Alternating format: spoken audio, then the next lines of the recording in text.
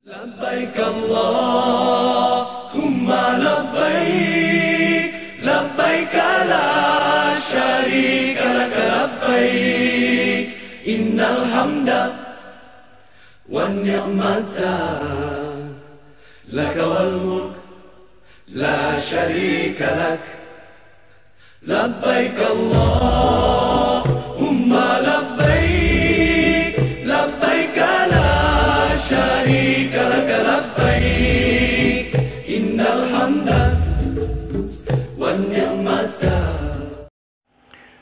السلام عليكم ورحمة الله وبركاته. الحمد لله رب العالمين، والصلاة والسلام على أشرف المرسلين وعلى آله وصحبه أجمعين. أما بعد، رب اشرح لي صدري ويسر لي أمري واhlul 'uqdatam min lisani yafqahu qawli. Pemirsa yang dirahmati Allah Subhanahu wa taala. Allah Subhanahu wa taala memiliki cara agar hamba-hambanya mau melaksanakan perintah-perintahnya dan meninggalkan larangan-larangannya. Di antara cara Allah Subhanahu wa taala agar manusia mau melaksanakan perintah Allah dan meninggalkan larangannya, maka Allah menjanjikan balasan pahala dari setiap amalan atau ibadah yang dilakukan. Begitu juga Allah Subhanahu wa taala memberikan ancaman bagi setiap hambanya yang tidak mau melakukan perintahnya dan larangannya.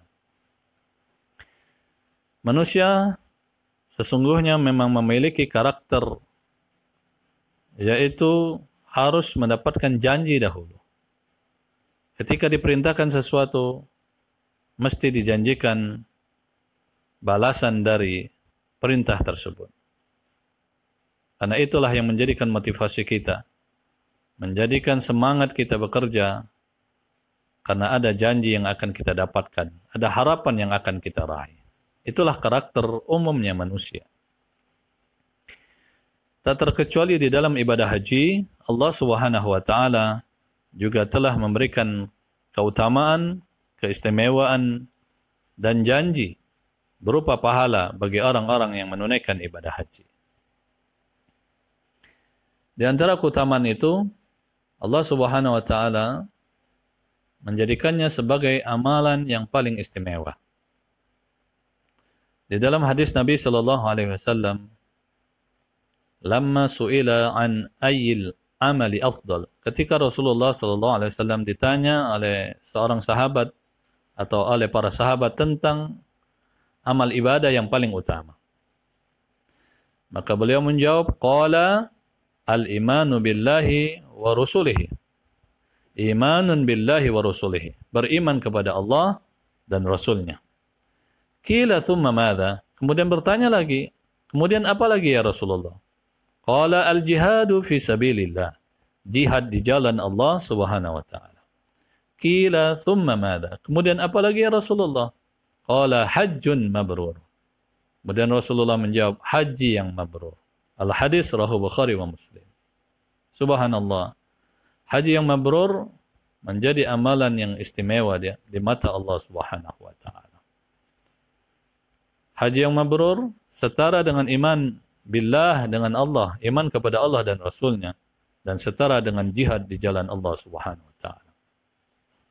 Karena memang sesungguhnya di dalam pelaksanaan ibadah haji, unsur keimanan kepada Allah dan kepada Rasulnya sangatlah dominan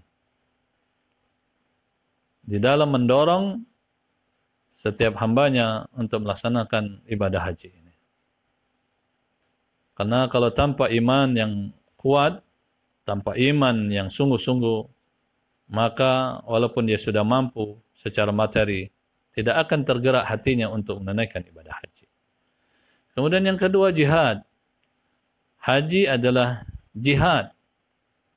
Jihadu bil amwal wa jihadun bil anfus. Haji itu jihad dengan harta juga, karena untuk menunaikan ibadah haji butuh biaya yang besar, butuh biaya yang sangat banyak. Karena tempat pelaksanaan jauh dari tanah air kita. dan juga membutuhkan waktu yang lama. Haji juga membutuhkan jihadun bil anfus, jihad dengan fisik kita.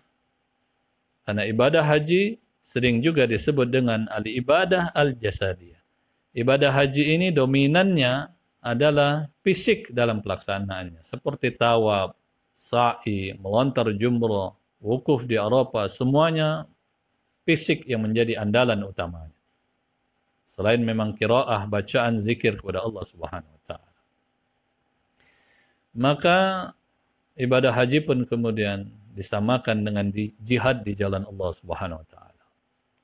Maka harta yang dikeluarkan untuk ibadah haji dinilai sama dengan harta yang dikeluarkan untuk fi sabilillah. Ini di antara keutamaan yang lain daripada ibadah haji.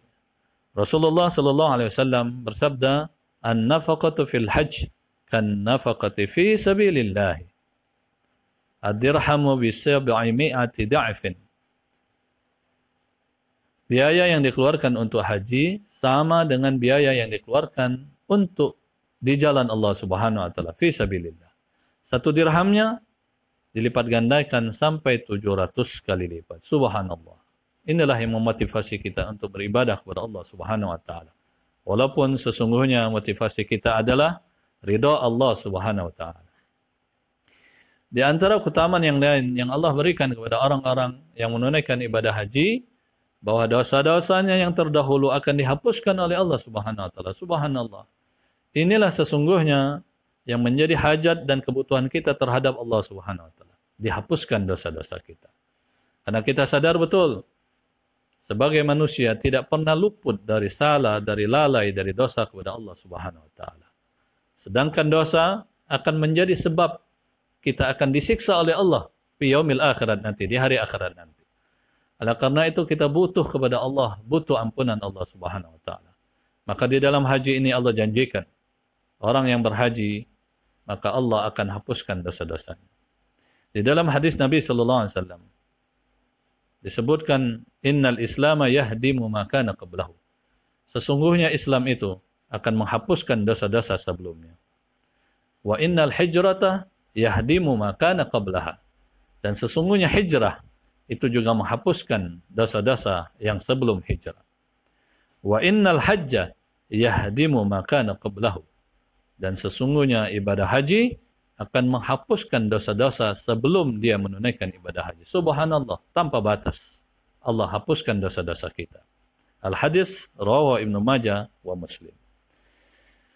Pemirsa yang dirahmati Allah Subhanahu wa taala, dan keutamaan yang paling utama, yang paling istimewa, Allah menjanjikan syurga bagi orang yang meraih kesempurnaan dalam melaksanakan ibadah haji. Di dalam istilah lain disebut dengan haji yang mabrur. Di dalam hadisnya Nabi sallallahu alaihi wasallam menyebutkan, "Wal hajjul mabrur laisa lahu jazaa'un illa al-jannah." Rahul Bukhari wa Muslim. Haji yang mabrur itu tidak ada balasan dari Allah kecuali syurga. Subhanallah. Oleh karena itu, para jamaah yang dimakan Allah Subhanahu wa taala, bersungguh-sungguhlah dalam menunaikan ibadah haji. Bersungguh-sungguhlah dalam mempersiapkan diri untuk melaksanakan ibadah haji. Persiapan ibadah, persiapan spiritual, persiapan hati yang ikhlas, dan juga persiapan ilmu pengetahuan. Sehingga ketika kita melaksanakan ibadah haji, maka pelaksanaannya penuh dengan harapan kepada Allah, penuh dengan keikhlasan kepada Allah Subhanahu wa taala, dan tentunya ibadah yang kita lakukan didasarkan kepada ilmu. Ilmu atau ibadah tanpa ilmu maka dia akan sia-sia. Jemaah haji yang dimakan Allah Subhanahu wa taala, pemirsa yang dirahmati Allah, semoga bermanfaat yang kami sampaikan ini. Mudah-mudahan setiap amal ibadah yang kita lakukan diterima oleh Allah Subhanahu wa taala. Subhanakallahumma wa bihamdika asyhadu an la ilaha illa anta astaghfiruka wa atubu ilaik. Wassalamu alaikum warahmatullahi wabarakatuh.